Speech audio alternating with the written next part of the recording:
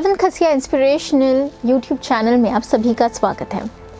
आज की इस वीडियो में हम बात करने वाले हैं एक ऐसे इंसान की जिसकी मूवीज़ देखते हम कभी थकते नहीं हैं, जिनकी मूवी में प्रेजेंस होना ही अल्टीमेटली मूवी को हिट ऑलरेडी घोषित कर ही देती है। आप सभी समझ गए होंगे कि मैं बात कर रही हूँ हमारे बिग बी की, यानी कि बॉलीवुड के शहंशाह की, यानी कि अमिताभ बच्चन जी की। जी हाँ, अमिताभ बच्चन जी की मूवी में होना ही मूवी की एक बहुत बड़ी हिट होने जैसी बात होती है। ये मुकाम अमिताभ जी ने अपनी कड़ी मेहनत से हासिल किया हुआ है, लेकिन वो कहते हैं ना कि हर सफलता के पीछे कई सारी असफलता होती है। अमिताभ जी की बात भी कुछ ऐसी ही है। तो चलिए जानते हैं अमिताभ जी की लाइफ स्टोरी के बारे में, जिससे उन्होंने इतना स्ट्रगल के बाद भी आज ये मुकाम हासिल किया है। अमिताभ जी का जन्म इलाहाबाद में हुआ था और हम सभी को पता है कि वो हरिवंश राय बच्चन जी के बेटे हैं। उनकी मम्मी तेजी बच्चन एक सोशल वर्कर थी। हरिवंश राय बच्चन ने इनका नाम पहले इनकलाब रखा हुआ था। इनकलाब नाम इनका इसलिए था क्योंकि उस वक्त इनकलाब जिंदाबाद के नारे लगते थे भारत में, तो हरिवंश राय जी ने यही नाम रख दिया था। लेकिन फिर उनके करीबी दोस्त सुमित्रा नंदन पंत ने ऐसा सुझाव दिया कि आप इसका नाम अमिताभ रखो, यानी कि जिसके प्रकाश का कोई अंत ही नहीं है, वैसा है ये अमिताभ, और ये भी एक दिन ऐसा ही नाम पूरी दुनिया में करेगा। सुमित्रा नंदन पंत की ये बात तो आज सच हो चुकी है, ये तो हम सभी जानते हैं। अमिताभ जी ने तब शायद नहीं सोचा होगा कि वो इतने बड़े मुकाम पर पहुंच जाएंगे कि हम सभी के लिए एक इंस्पिरेशन बन जाएंगे। उन्होंने अपनी स्कूलिंग की और फिर नैनीताल में उन्होंने एडमिशन लिया। वहाँ पर कॉलेज में वो छोटे मोटे थिएटर फॉर्म्स करते रहते थे।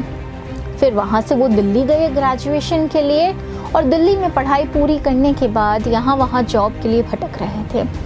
जब वो जॉब के लिए भटक रहे थे तब उन्हें कोई भी जॉब ऐसी नहीं मिल रही थी जिससे उन्हें कोई संतोष हो।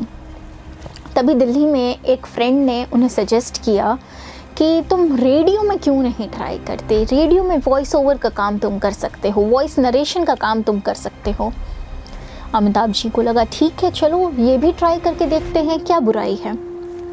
वो गए ऑल इंडिया रेडियो में और दूसरी रेडियो चैनल्स में, और वहाँ से उन्हें रिजेक्ट किया गया। उन्हें रिजेक्ट इसलिए किया गया और ऐसा बोल के किया गया कि तुम्हारा आवाज़ जो है वो बद्धा है, वो रेडियो के लिए बना ही नहीं है, और ऐसे आवाज़ के साथ तो तुम कहीं भी सक्सेसफुल नहीं हो सकते हो। अमिताभ जी के लिए ये लाइफ का बहुत बड़ा फेलियर था, लेकिन इससे वो रुके नहीं। उन्होंने कहा ठीक है, अगर मैं रेडियो के लिए नहीं बना हूँ तो ना ही सही, मैं कोई और काम कर सकता हूँ। काम की तलाश में वो कोलकाता आए।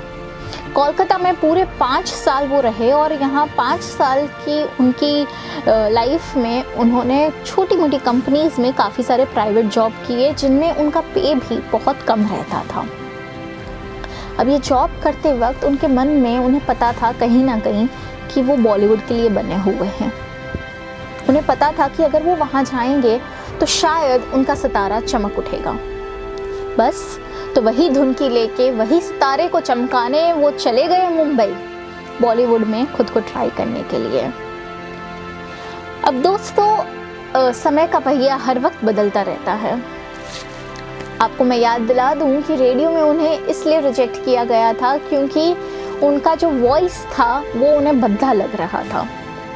आप मानेंगे नहीं, लेकिन बॉलीवुड में अमिताभ बच्चन की एंट्री ही उनके वॉइस के कारण हुई। सबसे पहले उन्होंने भुवन शोम नाम की एक फिल्म में खुद का वॉइस दिया, और वहीं से उन्होंने बॉलीवुड में अपना पांव रखा। भुवन शोम में अपनी आवाज़ देने के बाद राजीव गांधी के साथ पहचान होने के कारण उन्हें फिल्म मिलना मुश्किल नहीं था। साथ हिंदुस्तानी, परवाना जैसी कई फिल्म उन्होंने की, लेकिन ये सारी मार्केट में चल नहीं पाई। ये सारी बैक टू बैक फ्लॉप होती रही। फ्लॉप होने के डर से अमिताभ बच्चन ने अपनी जर्नी को रोक नहीं दिया। उन्हें पता था कि समय का चक्र फिर से एक बार घूमेगा और उनके लिए सितारे चमकेंगे। फिर उन्होंने एक फिल्म की, आनंद में राजेश खन्ना जी भी थे उनके साथ, और अमिताभ बच्चन ने सपोर्टिंग रोल किया था। आनंद फिल्म इतनी ज़्यादा हिट हुई कि उसके लिए अमिताभ जी को अवार्ड भी मिला, film fair award for the best supporting actor. अब उनमें मोटिवेशन थोड़ा जाग उठा था, लेकिन इसके बाद की फिल्में वापस फ्लॉप पे फ्लॉप होती चली गई। इसके बाद उन्होंने वापस 13 फिल्में फ्लॉप की थी। 13 फिल्म फ्लॉप होने के बाद इन्हें लगा कि शायद मैं गलत जगह पर हूँ, शायद ये मेरे लिए बना नहीं है। तो वो वापस इलाहाबाद के लिए निकल चुके थे। ट्रेन में उन्हें प्रकाश मेहरा जी मिले। प्रकाश मेहरा जी के साथ बात करने के बाद पता चला कि वो एक फिल्म बना रहे थे जंजीर, और उन्होंने अमिताभ जी को ये रोल ऑफर किया।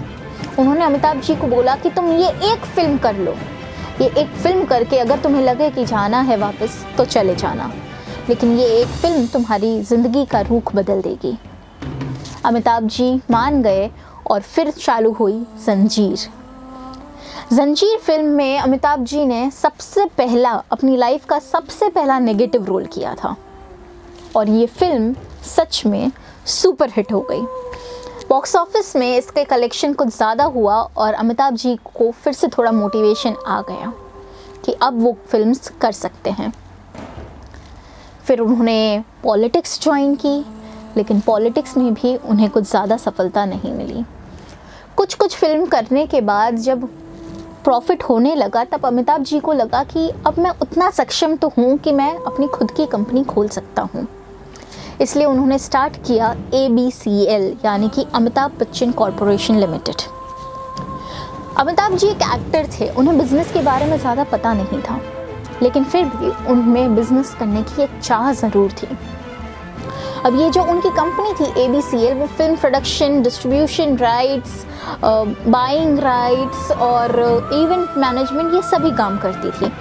अमिताभ बच्चन जी पूरा ध्यान अपने बिज़नेस की ओर लगा कर बैठे थे कि मुझे इस बिज़नेस को कैसे भी बड़ा बना कर रहना है। इनिशियल फेज़ में तो ये कंपनी कुछ ज़्यादा ही प्रॉफिट कमा रही थी, उसने काफ़ी सारे राइट्स लिए थे और प्रॉफिट में ही चल रही थी कंपनी।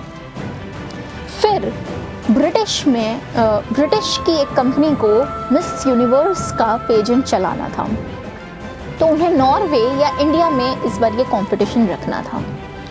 इंडिया में कंपटीशन करने के लिए उन्होंने अमिताभ बच्चन जी का कांटेक्ट किया। अमिताभ बच्चन जी ने शायद थोड़ी जल्दबाजी में फ़ैसला लिया।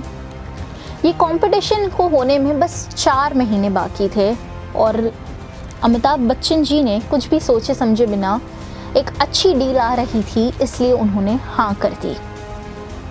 हाँ तो कर दी, लेकिन 4 महीने में इतना सेटअप करना आसान कहाँ था। चलो वो भी हो गया, लेकिन उस कंपनी ने सोचा था कि पूरा खर्च $2 मिलियन का होगा, लेकिन जब इवेंट ख़त्म होने के बाद ABCL कंपनी ने जब बिल बनाया, तब वो बिल पूरे $5 मिलियन का था। क्योंकि ये जो कंपटीशन था वो इंडिया में काफ़ी खास चला ही नहीं, इसलिए शायद इंडियन माइंडसेट को अमिताभ बच्चन जी समझ नहीं पाए। उन्हें लगा था कि लोग ऐसे कंपटीशन को एक्सेप्ट करेंगे अगर ये यहाँ पहली बार हो रहा है तो, लेकिन उन्हें ये नहीं पता था कि लोग यहाँ पर ब्यूटी को उतना इम्पोर्टेंस देना नहीं चाहते थे। वो इंडिया के माइंडसेट को समझने में चूक चुके थे, और इसलिए टिकट्स उतनी बिकी ही नहीं और कंपनी को काफ़ी लॉस सहना पड़ा। इसके बाद इसमें 3 मिलियन का लॉस होने के बाद फिर भी उन्होंने कंपनी चालू रखी। अब वो दूसरी कंट्रीज़ में शोज़ करने लगे और ख़ुद की प्रेजेंस वहाँ देने लगे कि शायद उनकी प्रेजेंस के कारण ऑडियंस इकट्ठा होगी और वो लोग प्रॉफिट कमा पाएंगे। लेकिन ये भी पॉसिबल नहीं हुआ, उतना फंड इकट्ठा नहीं हुआ जितना वो सोच रहे थे, तो वहाँ पर भी इवेंट्स फ्लॉप हो रही थी। उसके बाद यहाँ पे ABCL के मैनेजर के साथ उनकी थोड़ी कॉन्फ्लिक्ट हो गई और मैनेजर को हटा देना पड़ा। अमिताभ बच्चन को वापस एक प्रेशर और झेलना पड़ रहा था। धीरे धीरे देखते देखते हालत और बिगड़ती गई। फिर उन्होंने सोचा कि मेरे पास ऐसा क्या है जो मैं मेरे इक्के की तरह फेंक सकता हूँ और मैं इस कंपनी को वापस खड़ी कर सकता हूँ। तो उन्होंने देखा, खूब सोच के बाद उन्होंने सोचा कि मैं ही तो हूँ, ये कंपनी चलाने वाला मैं ही हूँ और मैं ही अब कुछ कर पाऊँगा। तो उन्होंने मृत्युदाता नाम की एक फिल्म बनाई ABCL के अंडर ही, जिसमें उन्होंने खुद ही एक्टिंग की, लेकिन ये फिल्म की बॉक्स ऑफिस पर नहीं चली। फिर एक लॉस। अब उनकी कंडीशन इतनी ख़राब हो चुकी थी कि एक्टिंग के साथ तो उन्होंने जैसे नाता ही छोड़ दिया था, और उनकी फिनेंशियल पोजीशन उतनी ख़राब हो चुकी थी कि उनकी पर्सनल बैंक बैलेंस 0 थी। अमिताभ बच्चन जी बैंकरप्ट हो चुके थे। किसी भी फ्रेंड्स, फैमिलीज, बैंक जहाँ से लोन मिल सकता था वो लोन ले रहे थे। 1999 में 90 करोड़ के कर्जे में अमिताभ बच्चन जी डूब चुके थे। 90 करोड़ आज के ज़माने में आपको एक नॉर्मल अमाउंट शायद लग सकती है कुछ लोगों को, लेकिन उस वक्त 90 करोड़ मतलब कुछ ज़्यादा ही था। वो हेल्प मांगने यशराज चोपड़ा जी के पास गए। उस वक्त यशराज चोपड़ा जी एक फ़िल्म बना रहे थे, मोहब्बतें फिल्म में उन्होंने इनको रोल ऑफ़र किया, अमिताभ बच्चन जी को रोल ऑफ़र किया। पहले ये रोल कोई और करने वाला था, जिन्हें हटा के उन्होंने अमिताभ बच्चन जी को रख लिया। अमिताभ बच्चन जी ने जी तोड़ मेहनत की और इस फिल्म में एक्टिंग की, और इनकी एक्टिंग को इस फिल्म में काफ़ी सराहा गया। साथ ही साथ शाहरुख खान के होने के कारण ये फिल्म काफ़ी हिट भी हो गई, और इसके बाद वो आगे बढ़ते ही रहे। दोस्तों, इनके बुरे समय में, अमिताभ बच्चन जी के बुरे समय में उन्हें धीरूभाई अंबानी उन्होंने काफ़ी मदद की थी। अमिताभ बच्चन जी धीरूभाई के पास मदद मांगने नहीं गए थे, लेकिन जब धीरूभाई जी को पता चला कि अमिताभ बच्चन की ऐसी हालत हो गई है, तो उन्होंने अनिल अंबानी जी से कहा कि इन्हें कुछ पैसे दे दिए जाए, और इनकी अमाउंट उन्होंने उतनी दी थी कि जिससे अमिताभ जी की सारी तकलीफ़ें सुलझ जाएं। लेकिन अमिताभ जी उसके बाद काम करते रहे, हिम्मत नहीं हारी, और उसके बाद उन्होंने हिट पर हिट दी। ऐसा माना जाता है दोस्तों कि अगर आप बड़े पर्दे पर काम करते हैं तो छोटे पर्दे पर वापस आने से आपकी जो वैल्यू होती है वो डाउन हो जाती है। लेकिन अमिताभ जी को ये पता था कि कोई भी काम छोटा या बड़ा नहीं होता, क्योंकि वो भी धीरूभाई को एक एग्जाम्पल की तरीके से देखते थे, और धीरूभाई का कहना था कि कोई भी काम छोटा या बड़ा नहीं होता। तो ये जीवन मंत्र को अमिताभ जी ने खुद के जीवन में भी उतार लिया। मोहब्बतें फिल्म के बाद उनके पास एक टीवी पर्दे की ऑफ़र आई, जिसमें उन्होंने KBC कौन बनेगा करोड़पति नाम का एक रियलिटी शो जो था वो होस्ट करना था। शायद उस वक्त अमिताभ जी के अलावा कोई भी एक्टर होता तो मना कर देता, क्योंकि वो बड़े पर्दे से बिलोंग करते हैं, लेकिन अमिताभ बच्चन जी ने ऐसा नहीं किया। उन्होंने ये ऑफ़र को एक्सेप्ट किया कि मुझे जो भी काम मिला है मैं करूँगा, और मैं उतनी ही मेहनत और लगन से करूँगा जितना मैं पहले कर रहा था। उन्होंने बहुत अच्छा प्रदर्शन किया, बहुत अच्छी परफॉर्मेंस की, और लोगों ने कौन बनेगा करोड़पति को अमिताभ बच्चन जी के साथ सरखाना स्टार्ट कर दिया। आज इतने सारे कौन बनेगा करोड़पति के सीज़न हो जाने के बाद भी हम सबको पता है कि कौन बनेगा करोड़पति यानी अमिताभ बच्चन ही होते हैं। बीच में हमने देखा कि 1-2 साल शाहरुख खान ने भी ये शो को होस्ट किया था, लेकिन ऑडियंस उन्हें उतना एक्सेप्ट नहीं कर पाई जितना उन्होंने अमिताभ जी के साथ रिलेट कर लिया था।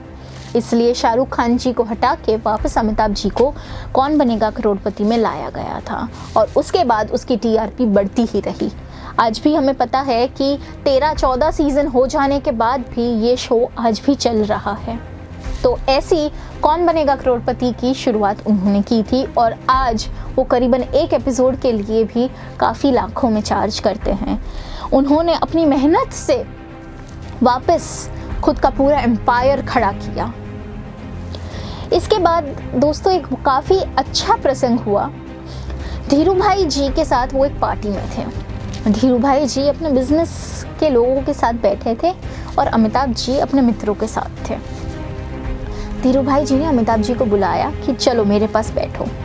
अमिताभ जी ने मना किया, नहीं मैं कैसे आपके साथ बैठूं। उन्होंने बोला तुम बैठो मेरे पास। उसके बाद धीरूभाई जी ने अपने सारे दोस्तों को अमिताभ जी का इंट्रोडक्शन ऐसे दिया कि ये लड़का जो है ना वो गिर गया था, लेकिन गिरने के बाद भी उसने गिव अप नहीं किया। वो खुद के बल पर वापस खड़ा हुआ है और इसलिए मैं उसकी इज्जत करता हूँ। तो आप सोच सकते हैं जब ये दो महानुभाव एक ही दूसरे की इज्जत इतनी ज़्यादा कर रहे हैं तो उनका व्यक्तित्व कितना बड़ा होगा। अमिताभ बच्चन जी शायद बिजनेस के लिए नहीं बने थे, वो उन्हें तब तक पता चल चुका था, इसलिए उनका जो मेन फोकस पॉइंट था एक्टिंग, उसमें उन्होंने वापस ध्यान देना चालू किया। और उसके बाद तो हमें पता ही है कि हम कौन सी फिल्म उनकी नहीं देखते हैं। आज बस अमिताभ बच्चन की गेस्ट एंट्री हो तो भी वो फिल्म सुपरहिट हो ही जाती है। तो दोस्तों, हमें भी बस यही एक आसान सी बात समझनी है कि हम जो चीज़ में अच्छे हैं वहाँ से हमें डिस्ट्रैक्ट नहीं होना है। हम जो चीज़ में अच्छे हैं उसे हमें अपस्किल करते रहना है, उसे और प्रैक्टिस करके हमें उसे और निहारता रहना है, ताकि हम भी अमिताभ बच्चन जी की तरह एक सक्सेसफुल इंसान बन पाए, हम भी हमारे फील्ड के शहंशाह बन पाए और हमारी भी इतनी ही इज्जत हो। तो दोस्तों, अगर आपको ये वीडियो पसंद आया हो तो इसे लाइक करना ना भूलें। साथ ही में इस वीडियो के बारे में आप हमें अभिप्राय ज़रूर दें। आप हमें नीचे कमेंट सेक्शन में बता भी सकते हैं कि आपको अमिताभ जी की कौन सी फिल्म सबसे ज़्यादा पसंद है।